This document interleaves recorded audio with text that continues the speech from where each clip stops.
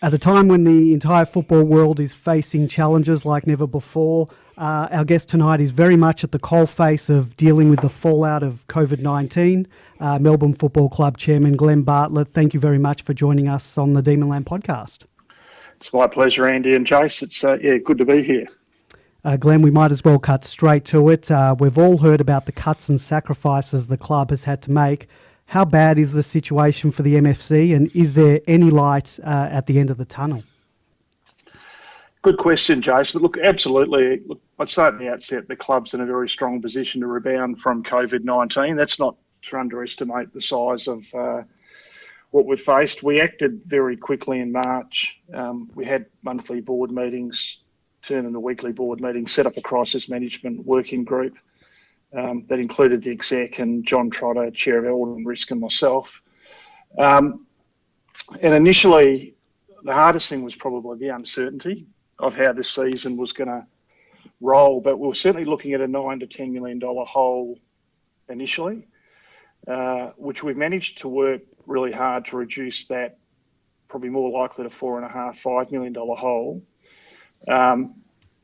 We've got a strong balance sheet.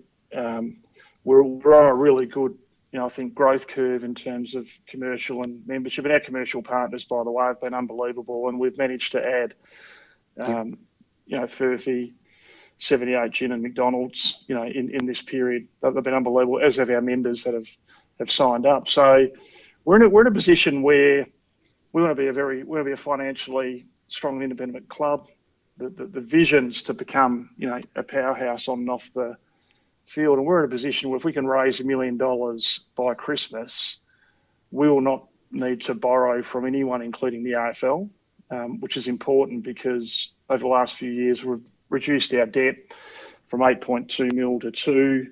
Obviously sold the 𝗟liche Hotel, and we've got money and investments in relation to that, and the Bentley Club. But to be in a position, and we've made a good start this week with our Proud to Belong, Proud to Give campaign, and I'd just ask, I know it's hard times for many of the Demonlanders out there and our members and supporters, but if you can get on our website, doesn't matter the amount, but if you can get on and get right behind us, would be really appreciated, because we want to be a standalone independent club, and don't want to sign up as an assisted club if we can avoid it. So that's the aim, $1 million by Christmas. Yeah, you're off to a really good start. I think you're around the 300,000 mark, if I'm right on that. How confident are you of hitting that and having to avoid going cap in hand to the league? Look, I'm very confident. Never take anything for granted. But our ability through, our supporters, foundation heroes, the people behind us, our partners, the generosity. I'm very confident we can do it. We've set a realistic target. Of course, the aim is to really want to put ourselves back in the same position we were and fill that $5 million hole. And there might be some impact next year. That might realistically take us, into perhaps even 2 or 3 years to do that, depending on how well we go. But certainly the $1 million target, if we get everyone behind us, is really achievable, and I'm confident we'll get that, and we won't be an assisted club, which has a whole lot of benefits in terms of the way we see it. But we want to be a financially strong and independent football club. Yep. You mentioned, we've got some new sponsors on board, 𝗣cie, 78 Gin, coming on board today. How hard has it been in this, this new environment with COVID and, money not being easy to come by? How hard has it been to get new sponsors on board in this time? So, Andy, it's a really difficult time because our existing and existing commercial partners, because we really, our approach is to really form a partnership and create a win-win, situation. And our partnership to date with Zurich and with Jaguar has been unbelievable. But they're all really feeling it, all of our commercial partners, because they're being affected in their own businesses.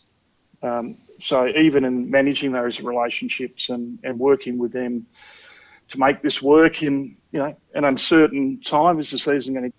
Sorry about that. Oh, we lost you for a sec. Apologies. That's all right. It's a challenging time for our commercial partners, and our CEO Gary Pert and the commercial team have worked really hard and to get on board new commercial partners of that calibre. I think it's unbelievable. Excuse the pun, but unbelievable in the circumstances. And so I've been, really proud of all of our people, including our partners, our members that have got behind us in what is an unprecedented and really difficult, period for the club, and the whole industry is being challenged. Some D supporters fear the club may be forced to relocate or merge or fold as a result of COVID-19. Jeff Kennett, as he does, was out beating the jungle drums on that front recently. Can you put those concerns to rest for those supporters? Absolutely. Look, it's a complete nonsense. I think first and foremost, we've been around for 160 years. We wrote the rules. We've actually, over the last 7 years, worked really hard to get the club in a position on and off the field. Footy clubs as well, we're not, with all due respect to shelf companies, we're part of the fabric of society. We've been around 160 years. I expect we'll be around for at least another 160 years. Jeff has made a great contribution to this state, and no doubt his football club, and he has his view. I, along with many others, don't agree with it. Richard Goyder wrote a letter very early in the piece, making it very clear it'll be 18 clubs in, 18 clubs out. I think the bigger, just before COVID-19, the March Commission Chairman meeting we had a very long discussion about a 19th licence and about the Tasmanian situation. I think once the dust settles, the bigger question for the clubs and the Commission goes the other way to Jeff. And that is, what's the ideal size of the competition by 2030 or 2040? What's the vision for it? Is it 20 teams? Is it 22 teams? And each playing once? Do you have conferences? It's a very strong code that's well managed. The other thing about Jeff's comments about KPIs,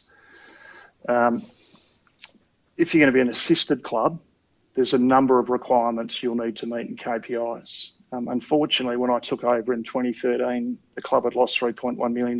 We had to go to the AFL for some special funding. There was a whole lot of strings attached to that in KPIs. So there's not like easy money given out. It's well managed. You work closely with the AFL. I think Jeff's just on the wrong tram with that, going in the wrong direction.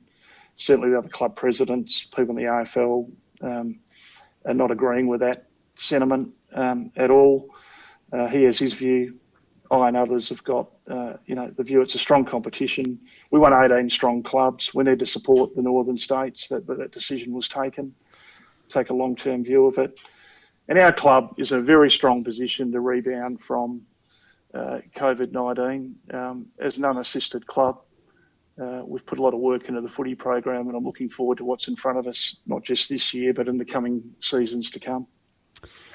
Glenn, the club has had to make a series of cuts across the board in the wake of this crisis. How difficult has it been to get the balance right in terms of the footy department jobs versus the administrative functions? And do you think the club will have to cut even more jobs before this is over? Yeah, look, really good question. It's been a really difficult period. We've got a very strong board, and our philosophy and my philosophy really from day one is you won't find me banging my chest and out in the media for the sake of it. We've got a very strong board that have put thousands of hours in behind the scenes, volunteer it, and should be respected for that. But what we did, I realised very early on, a number of board members, including myself, had been involved in crisis management, some significant experience in the past, in a business sense. So very early on, we just went into a governance structure, including a crisis management group that was meeting daily, 2 board members on that, including myself. We established 6 guiding principles. So you might recall at the start of the year, we rolled out our club purpose, proud to belong, and our club values, true, heartbeats true, but trust, respect, unity, and excellence. And we established 6 guiding principles, and without sort of going through all 6, at the heart of it was protecting the health and safety of our players and staff, protecting job security for our staff where possible, subject to financial, operational, AFL and government requirements. And essentially, in terms of performance and driving excellence across the club, not using COVID-19 as an excuse. Right, so we put some guiding principles in place which held us in really good stead. It didn't make it any easier because this has had a real impact. So we've had countless Zoom conferences, I've lost count, with the AFL Commission at president's level, CEO conferences, heads of footy, heads of finance, and then every decision that's made at a AFL or board level, at a macro level, has had an impact on individuals. So it's been difficult. Every person in our club has been affected. So we've still got about 15% of staff stood down, 85% are working 2 to 3 days a week. Our exec group, the senior group, are working full time, but at reduced salaries for the next 12 months.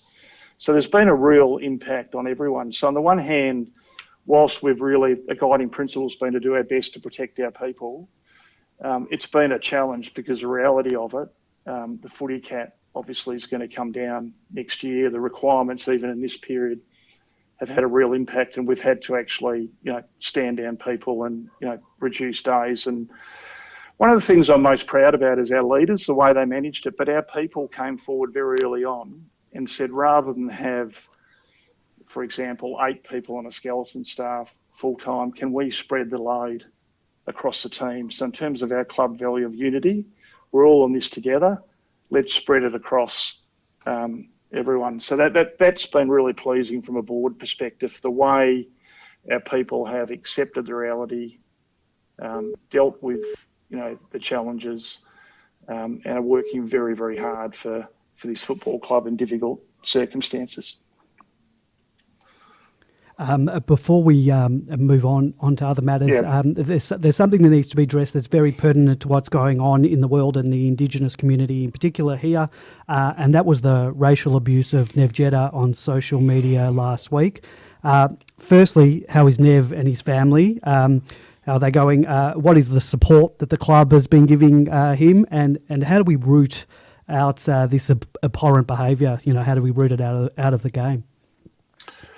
Yeah, look, the first thing really is that it's just abhorrent, not just unacceptable, but the fact that this is still happening. The club, both people in our footy department, players, Matty Whelan, myself, at a whole lot of levels, got right behind Nev. We're absolutely right behind him, but it can't be Nev's fight.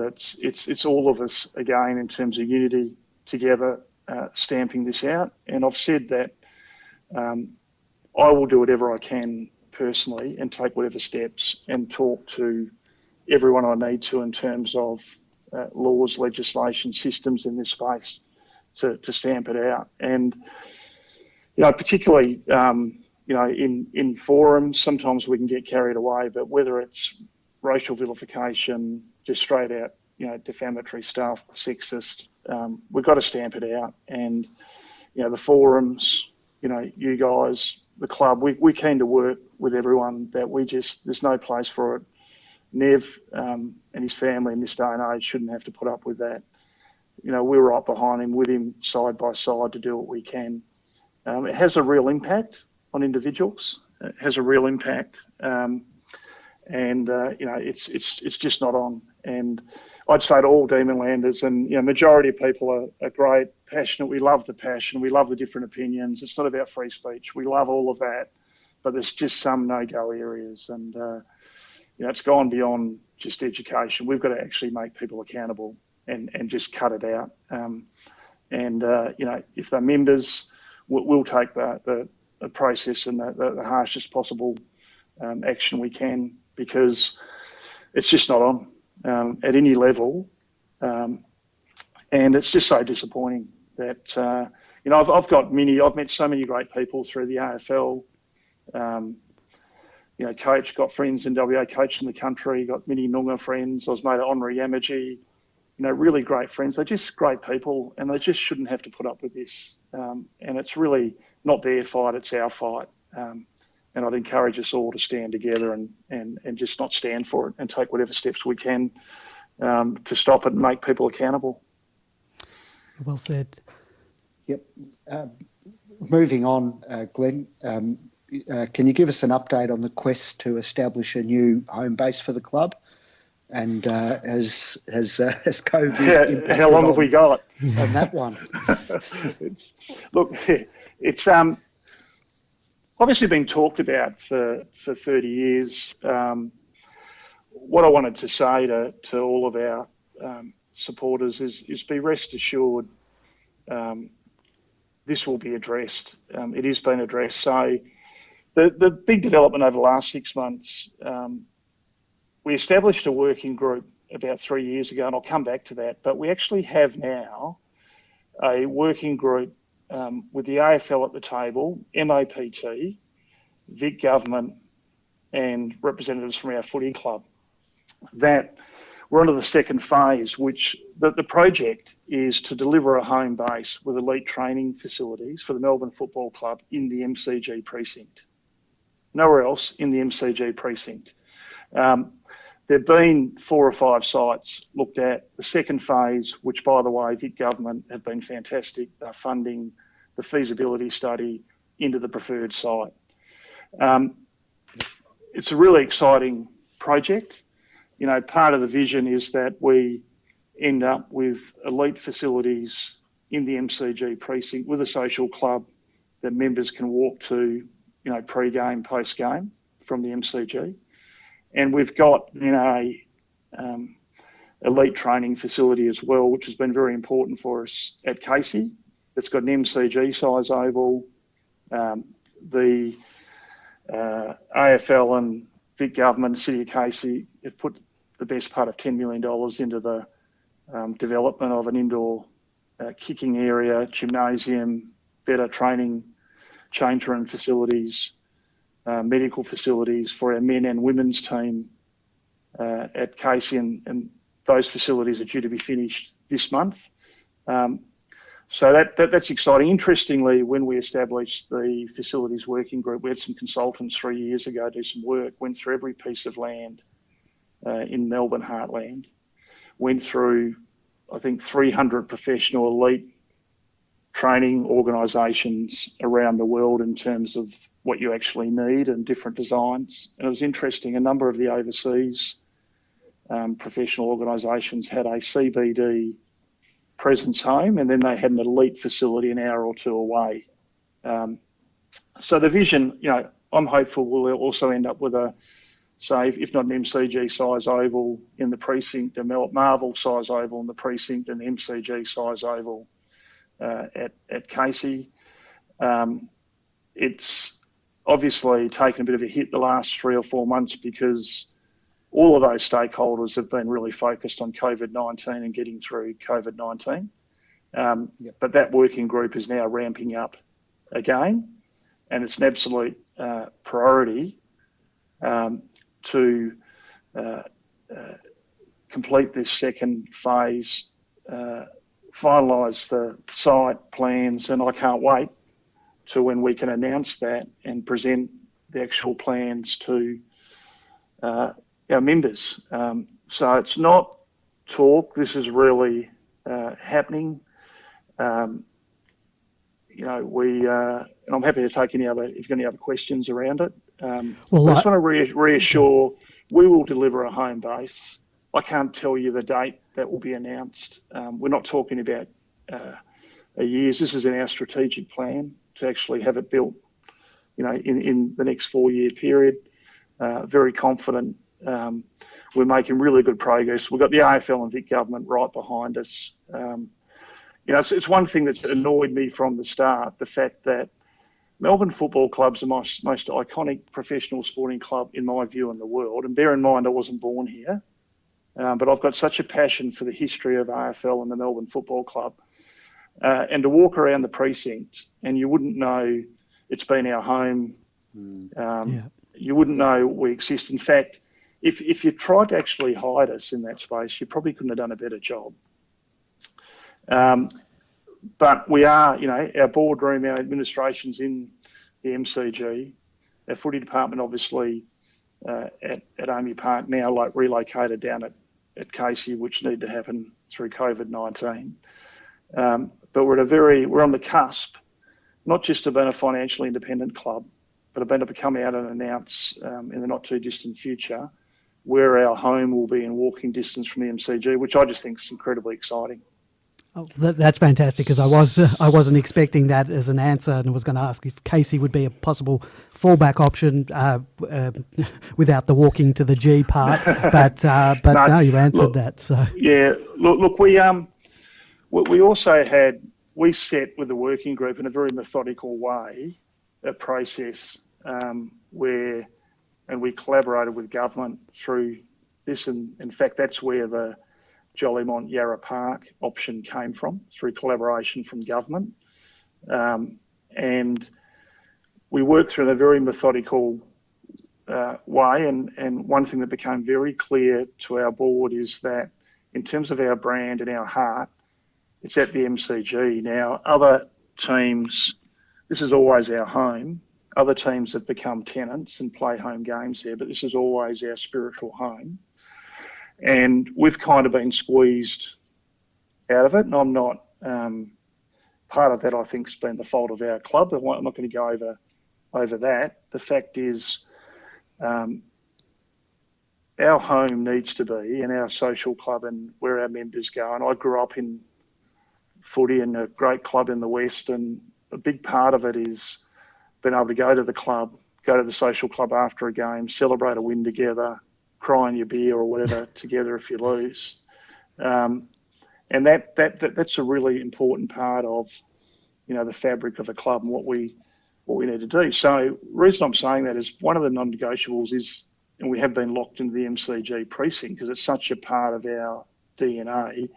And, there are at least 4 or 5 options to look at. So it's not like there's no options in the precinct. It's not easy. It's a very difficult exercise, and it's taken a lot of work to get it to this point. I'm really grateful the AFL have got right behind us on it. They're at the table with us. Vic government at the table. They're paying for the second phase of the feasibility study, and everyone understands that for the oldest club who wrote the rules of the game, it's a bit embarrassing the fact that we're 18th on the home-based TNA list in terms of having our own club, our own space together, and it needs to happen in the MCG precinct, and I'm confident it will. Excellent news. You and Gary Pert outlined a 4-year plan to challenge for a premiership, which included playing finals every year, and I believe you recommitted to that on radio today. Notwithstanding the extraordinary circumstances we find ourselves in at the moment, and bearing in mind that most of our games already have been compromised in a way that most other clubs haven't, how do you think we're tracking, and how confident are you of playing finals this year and challenging for the flag soon? Yeah, I've got great belief in our footy program, the list management, the work that Josh Marnie and that group have done over the last 6 or 7 years. Great belief, and based on data as well, and presentations I've received over a period of time in the group of people, and the group of people we've got leading the footy department. Great faith in the program, great faith in all of our coaching staff, senior coach, in the direction we're going. We knew there'd be some challenges. The finals this year, we're now 2 games into the reboot. I think we should be 2-0. We really adopted an approach. We're 1-1 and 1-2, including the West Coast game at the start. The expectation is to play finals and make the 8, and that hasn't altered. And it's based on the work that has been done and the talent and the group in there. And I'm not going to, and we very early on, we said across the club in driving excellence as a value and performance, we're not going to use COVID-19 as any excuse. Everyone's facing this. What we need to be is adaptable. And I know Gil and Richard have said it, agile and flexible in terms of fixturing, but we really need to be resilient, adaptable, and just embrace the challenge. So, yep, some people can cry about how unfair it's been or whatever. That's not our mindset. As soon as we were advised that the Essendon game was postponed, as disappointing and frustrating as that was, and we were told that that game would not happen in that week or would happen later in the fixture, we moved on to Geelong, and we managed to organise with a bit of effort a practice match on the MCG. And I don't think we'd trained on the MCG since 2005. So I'm expecting, let's have a look at the next 4 to 6 weeks. I'd just say let things settle a bit. I'm looking forward to our guys getting on a roll. And the expectation is that we play finals in 2020 and the next. I'm really excited about this year and the next few years in front of us.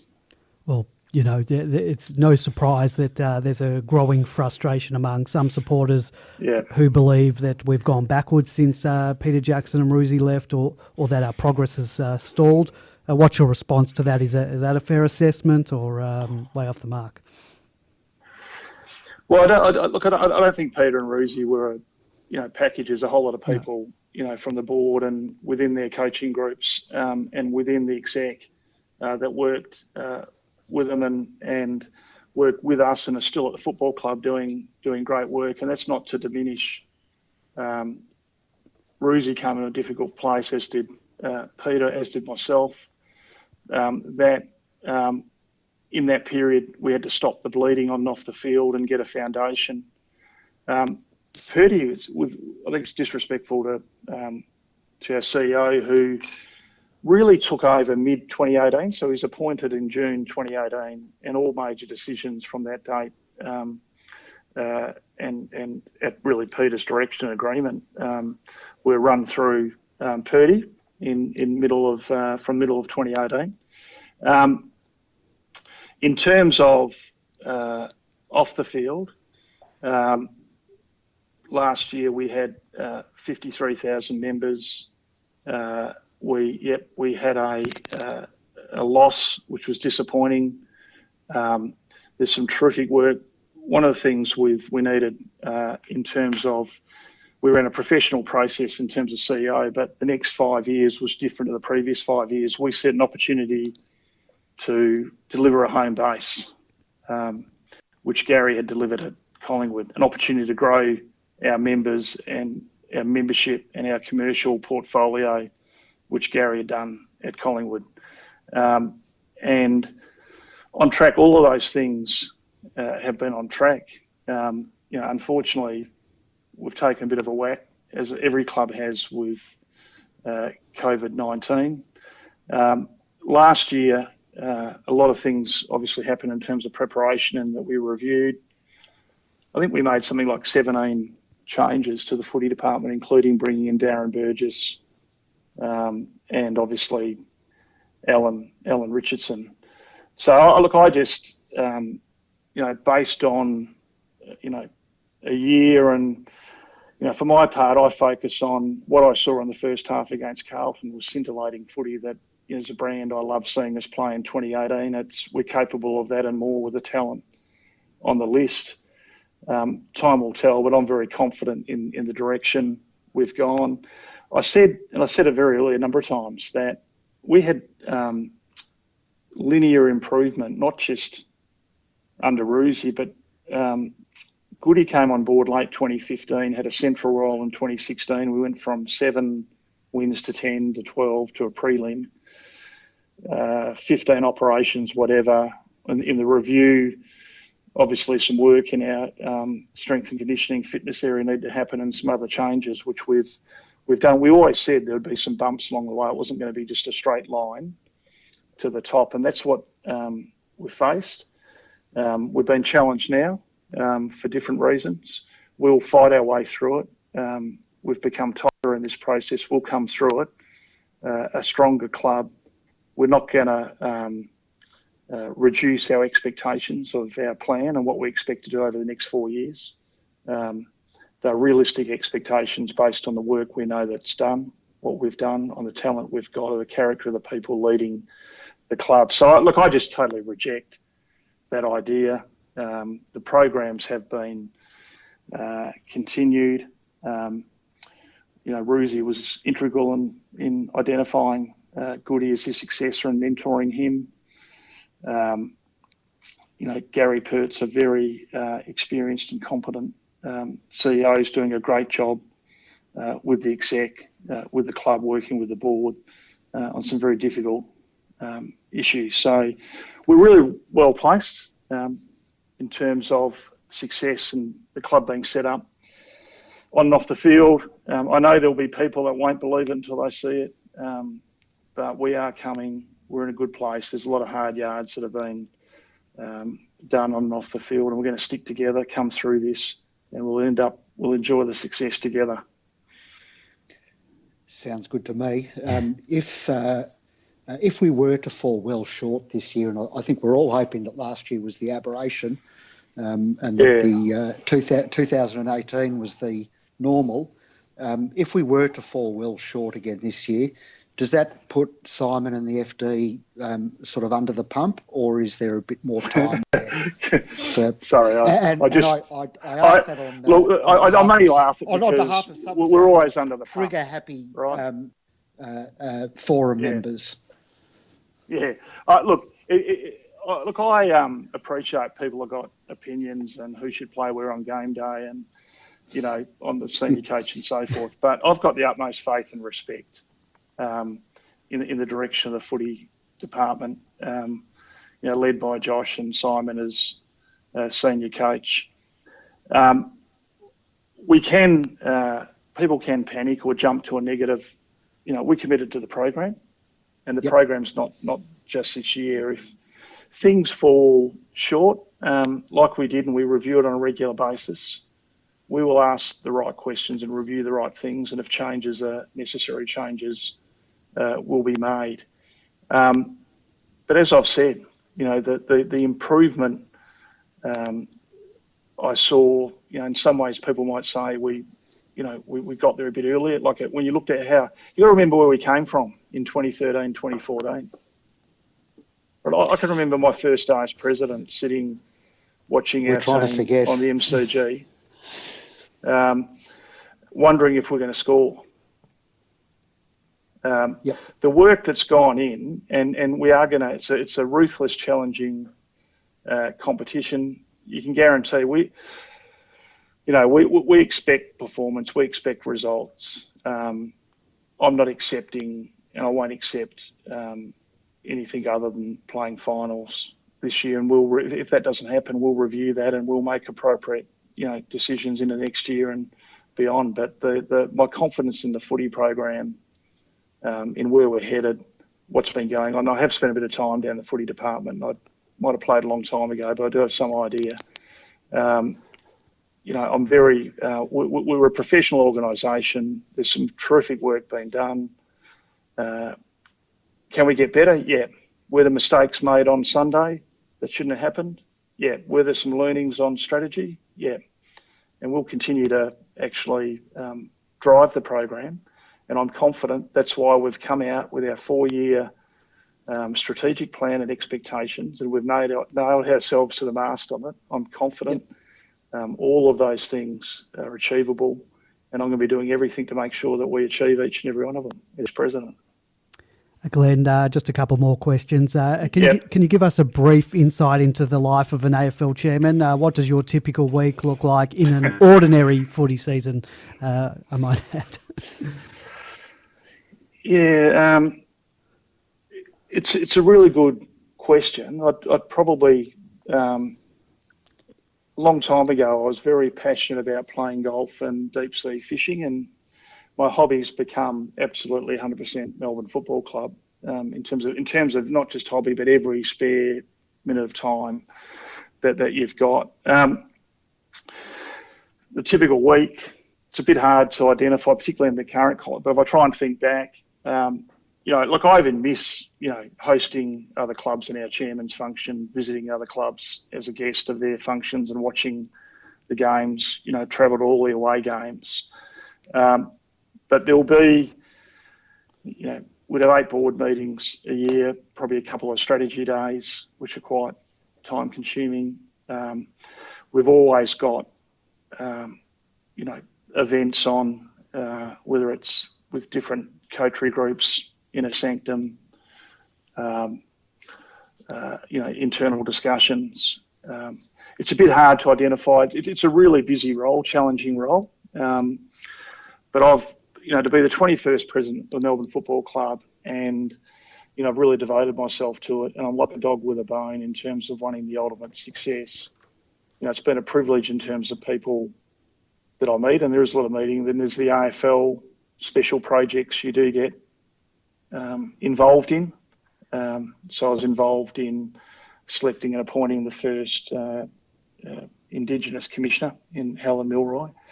It's a bit hard to say, look, every week's going to be the same. I think what I could say about it is you can almost guarantee the unpredictable sometimes. There's a lot of work we've put into.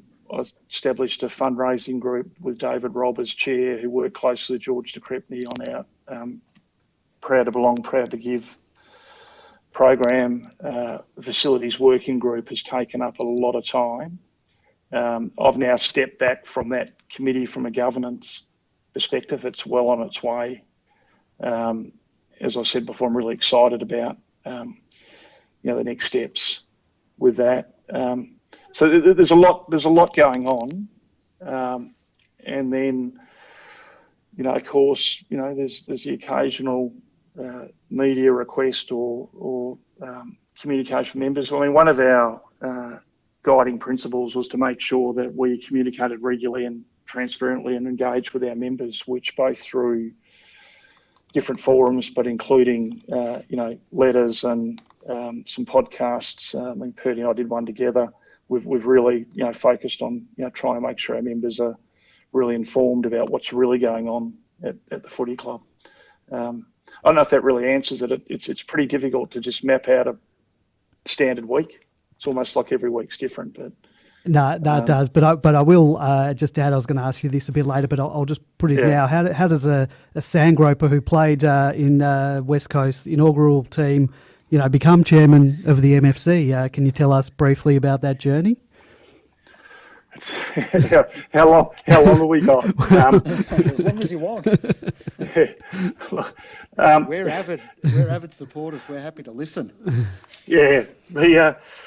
The funny thing about that is when I go back to WA, it's and it can be a bit more of a circus because a lot of my old mates, Adrian Barrich I played with, Carl Langdon, who I played against, played with and sued. A lot of them are quite fascinated about that, and they've actually interviewed and just like, how does this happen? Because I was born, which is another story, and whilst my parents had a dairy farm down Margaret River, my dad went back to uni. I was born in a coal mining town in Collie. So they're like, how does somebody born in Collie become president of Melbourne Football Club? Look, I've always loved the game, number one. So for the best part of 50 years, and I'd always seen the MCG as the mecca of footy. So putting COVID-19 to one side, the debate about playing grand finals, at Optus or somewhere else, I find ridiculous. The MCG is where it started. It's the mecca of footy. Yep. What really happened is I had a number of roles. Spent 14 years at East Perth Forest, kept a number of different roles in footy and WA. I sat on a board. I had a sports management business with John Worsfold for 5 years, and I sat on the AFL player agents board. And because I'm a lawyer, part of that was trying to regulate player managers and set up a structure so that there'd be some regulation around player managers. And in that process, I spent a lot of time sitting on this board with Andrew Demetrio. This is late 90s when he was CEO of the Players Association, and the likes of Peter Jess, Ricky Nixon, and a whole lot of player managers. So when I came to Melbourne, I realised when the family we decided we came for 2 to 3 years, we're going to stay, that to get involved in footy, you need the Melbourne team. So I actually picked Melbourne. And another side story, I was almost traded to Melbourne when I was drafted by Brisbane, but that's another. The club recruited 𝗟𝗋𝗀𝘁𝗁 instead. So you could have had Djakovic as president, me playing. I think it's worked out okay. With the greatest respect to both of us on and off the field. I think I was fascinated with the history of the Melbourne Footy Club. My best mate was at North Melbourne. Brian Cook coached me as a young player at East Perth. I've had a great relationship with Brian Cook, so connections at Geelong. But I was fascinated about Melbourne. I got introduced to mates of Melbourne and thought, look, not a bad bunch of people. And sort of got involved from there. And from 2010, I sort of thought, this is going to be a really good ride. It's only up from here. And my name got put forward to go on the board. And then obviously 2013 happened. And when I got asked to take on the role, by John Trotter, my name had already been put forward with my background as somebody who should be on the board, and I had an interest in going on the board. And I just felt when I was asked to do it that I'd been training for it for 30 years. I was passionate about the club. Thought it'd be a lot of fun as well. And so that's basically how it happened. And had my arm. I still remember Gil. I hadn't even met Gil McLaughlin ringing me up. I think Andrew was overseas and was putting the pressure on and said it probably feels like the forward press, what's going on, being applied, but we need an answer. We want you to do it. Will you do it? And, I'm forever grateful because, the first thing I did was then read the Red Fox and learn more about the history and, can't wait for the next Anzac Eve game. We've worked hard and I'm really hopeful we're going to be playing for the Frank Checker Hughes medal that'll be awarded. The history is so deep in this club. I'm totally red and blue, totally invested, and grateful to be the 21st president of a great club. Fantastic people. The thing I'm probably most proud of during this period is I think a lot of pressure brings out the best and the worst in people, and we've really seen the best of our people. They've been unbelievable to work with in really difficult circumstances, and I can't wait, as I said, to work through this and enjoy the finals and the success and first flag after a long time in the next period of time. It's what drives us. It's why we do it, and we're involved in a lot of great community stuff as well. The MCG in the desert, Big Freeze at the G. To name a couple, the Anzac Eve's become a great spectacle game. So I know it's a long story, but it's always had an involvement. Love the game, and I was just probably in the right place at the right time, or some might say the wrong place at the wrong time. But it's been great. Speaking about Anzac Eve, looking towards 2021, and assuming if that year proceeds as normal with crowds and all, and if we can even imagine such a scenario at this time. Will the club be approaching the AFL and asking for both or at least one of our blockbuster games, either Anzac or Queen's Birthday, as our home game? Yeah, look, my understanding, I won't be approaching the AFL about fixturing right now in terms of what's happening at the moment. Look, the arrangement, as I understand it, is we would rotate Anzac Eve and Queen's Birthday, and we haven't enjoyed either game in 2020, so I'd expect we will have both of those games as home games in 2021. That'll obviously be confirmed when the fixture comes out for 2021, if not before. Perhaps if we played either or both of those games before no crowds, there might have been some kind of an argument. But I just can't see how those games, because we didn't get them this year, why they wouldn't. It's our turn to host them, essentially. I just can't see how that wouldn't happen. Would it be better to host one of them each year, or to have it famine 1 year and none, and then the feast the next year and host both? Or doesn't it matter? if we're getting return games that are also attracting large crowds. Oh, look, if we can build our membership, which is our goal, to 75,000, and some people scoff at that, but you only have to have a look at when we get our footy program running right and our team firing.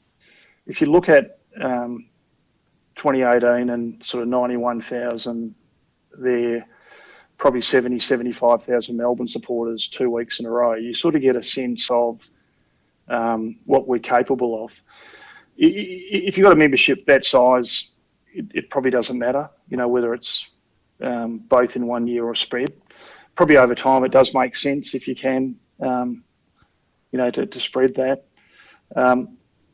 Also, I'm always thinking about what other teams we can create a blockbuster game against. And personally, I think Geelong's one of those teams because we're the oldest and they're the second oldest. We're both clubs that are really passionate about the history. And we've had some pretty good games in recent times, in the last 2 or 3 years, some pretty tight games, and starting, I think, to develop, that rivalry on the field. And, I can understand the question, the view. Probably better if you could spread it.